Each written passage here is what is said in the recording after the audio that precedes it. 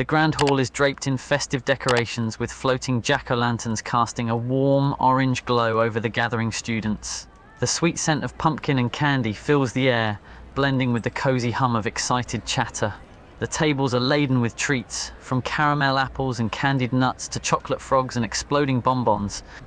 Everyone is dressed in their best costumes, a myriad of witches, wizards, ghosts and ghouls gathered under the enchanted ceiling, which shifts to reflect a clear night sky full of twinkling stars.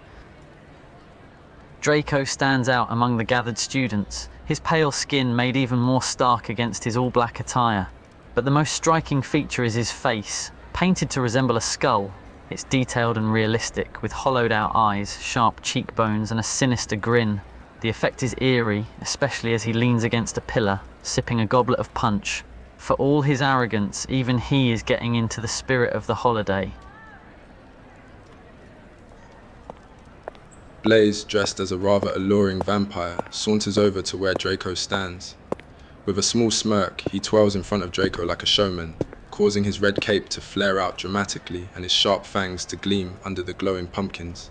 He strikes a confident pose, one hand on his hip and the other dramatically gesturing to his costume. What do you think, Draco? Do I make a fetching vampire? Malfoy takes a slow sip of his punch, his eyes roaming over Blaze's outfit. Despite himself, a hint of a smirk tugs at the corner of his mouth. "You look like you're trying far too hard," he retorts, his voice cool. "A real vampire would be a lot more subtle, don't you think?" Blaze just chuckles, unfazed by the subtle jab. Oh, come on, Draco. Where's your sense of fun? It's Halloween, a night to let loose and play pretend. Fun? You call this fun? It's frivolous, that's what it is. Blaze chuckles again, clearly amused by Draco's disapproving tone. Frivolous, huh? That's rich coming from the guy who spends every day in a three-piece suit. Draco rolls his eyes, his smirk fading into a scowl. It's called having standards, Zabini. Something you seem to be lacking at the moment. Blaze laughs unabashedly this time, amused by his friend's snobbery. Oh, spare me. Admit it, Draco. You're just jealous because I'm rocking this vampire look better than you ever could. Lorenzo, dressed in a werewolf costume complete with a fuzzy tail and oversized claws, approaches the two Slytherin boys.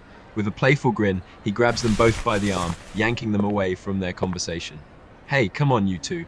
Stop brooding in the corner and come try the candy." Draco lets out a huff of protest, trying to shake off Lorenzo's grip. "We're not brooding. We're just..." He begins to protest, but Blaze's laughter cuts him off. Draco rolls his eyes as he, Blaze, and Lorenzo sit at the Slytherin table. The rest of their housemates are gleefully digging into the plethora of candy before them, their faces smeared with sugar and their laughter ringing through the grand hall. Draco, though, is the picture of restraint. Instead of joining in, he simply leans back in his chair, his gaze fixed on the others. His expression is a mix of mild disgust and slight envy, his eyes narrowing as he watches his classmates gorging themselves on sweets.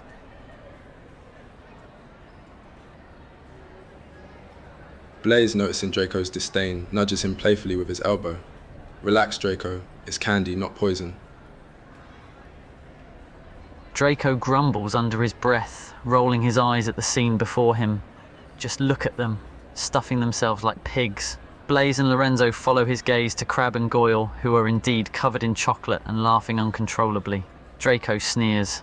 Those two were probably here before anyone else, shoving candy down their throats like there's no tomorrow. Blaze snorts with laughter as he watches Crab and Goyle's messy faces, amused by their gluttony. He turns to Draco with a teasing smile. Well, at least they're enjoying themselves. You, on the other hand, you look like you're attending a funeral, mate. Draco sighs heavily in resignation, the reluctance etched on his face. His gaze shifts to the table, filled with every imaginable type of candy. His distaste for the sugary confections still lingers, but the combined teasing of Blaze and Lorenzo finally breaks down his resistance. With a sigh of defeat, he mutters, "Fine, I'll try something. But just one, mind you."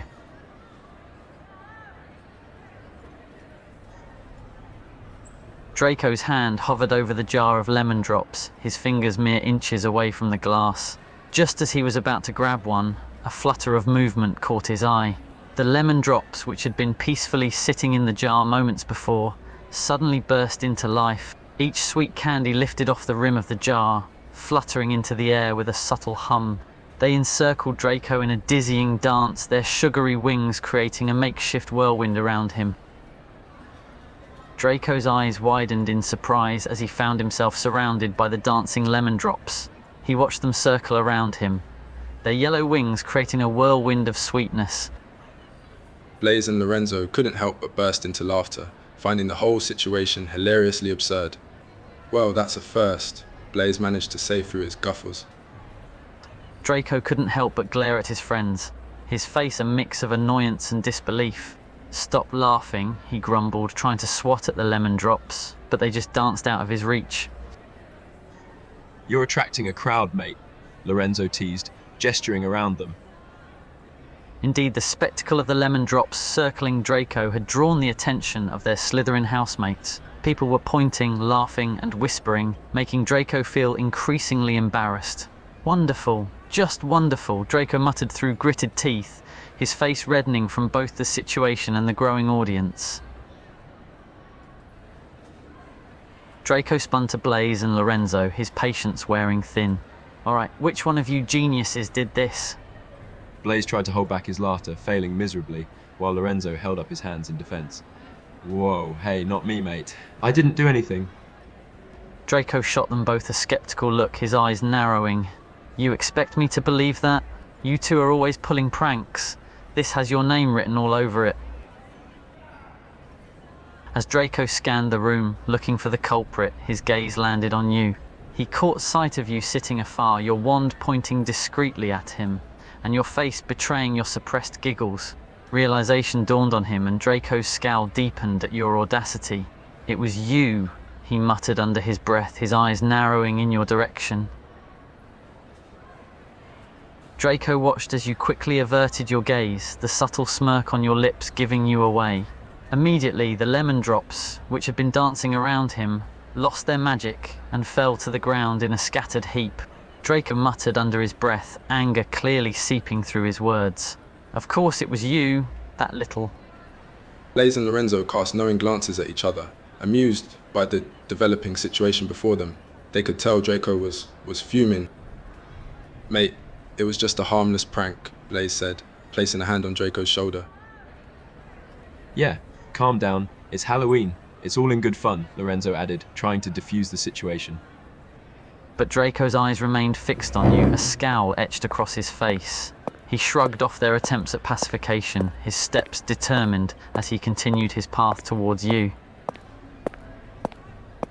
You quickly sprung to your feet, sensing the storm coming your way. Draco's intense gaze locked onto yours as you darted from your seat and hurriedly made your escape from the grand hall. Draco's jaw clenched. "Oh no, you don't." He pursued you, his strides long and quick, the sound of his footsteps thudding against the stone floor in hot pursuit. He pushed through the students, his gaze never leaving you. You occasionally glanced over your shoulder as you fled, the giggles escaping your lips despite the tense situation.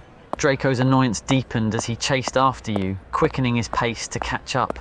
Each step he took seemed to fuel his determination, his grey eyes flashing with a mix of anger and competitiveness. He wasn't going to let you escape that easily. The quiet and empty hallway echoed with the sound of your footfalls as you sprinted away from Draco. Despite your efforts, your footsteps were no match for his long strides. His athletic form quickly closed the distance between you. As he neared, he let out a frustrated grunt. "Stop running, damn it."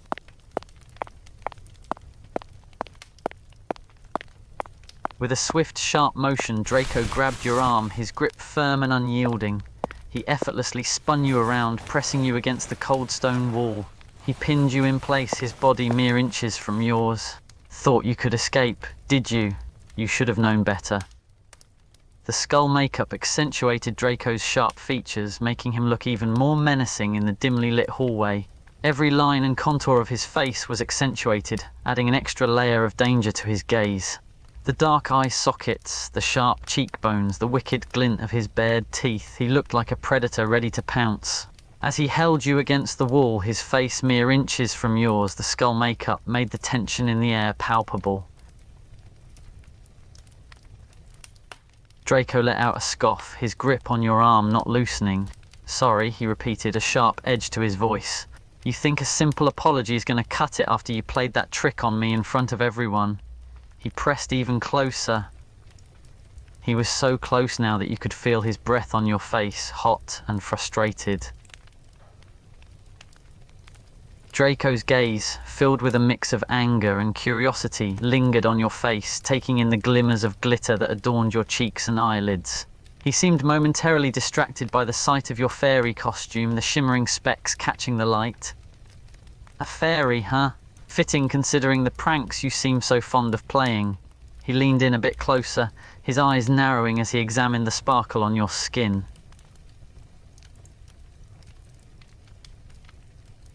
Draco resisted your feeble attempts to push him away. He just chuckled darkly, relishing the feeling of having you pinned against the cold stone wall. "Oh, so now you want me to let you go, huh? After embarrassing me in front of the entire Great Hall?" He pressed against you even harder, his body flush against yours, trapping you further. "I don't think so. I'm not quite done with you yet, fairy."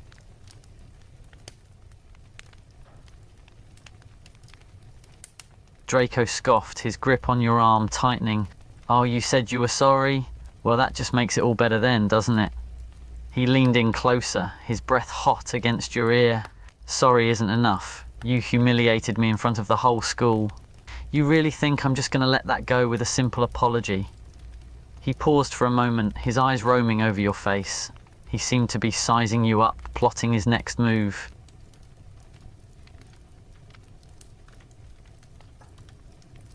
Draco smirked at your question. He was clearly enjoying having you at his mercy. "Now, that's a better question. What do I want?" He pretended to ponder for a moment, his gaze roaming over your face. He let out a soft chuckle, his hold on you not loosening in the slightest.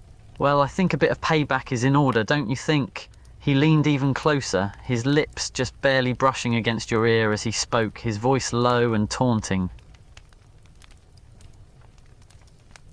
Draco's smirk widened at your eye roll. He found your defiance amusing, even if it only served to fuel his desire for payback. "Oh, don't you worry. I have something in mind." He shifted closer, his body pressed even tighter against you.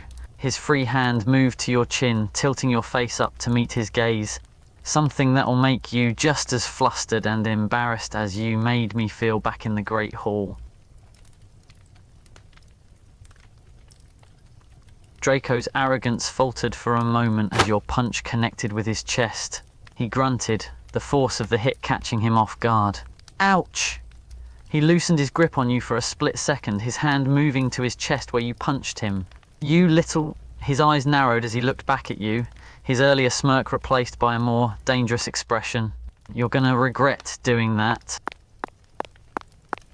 As you quickly sprinted away, Draco found himself momentarily stunned. He stood there, rubbing his sore chest where your punch had landed, his eyes wide with surprise. He could still hear your distant laughter echoing down the hallway. With a scowl, he grumbled to himself, his voice low and filled with a mix of anger and determination. "I'll get you back for this. Just you wait."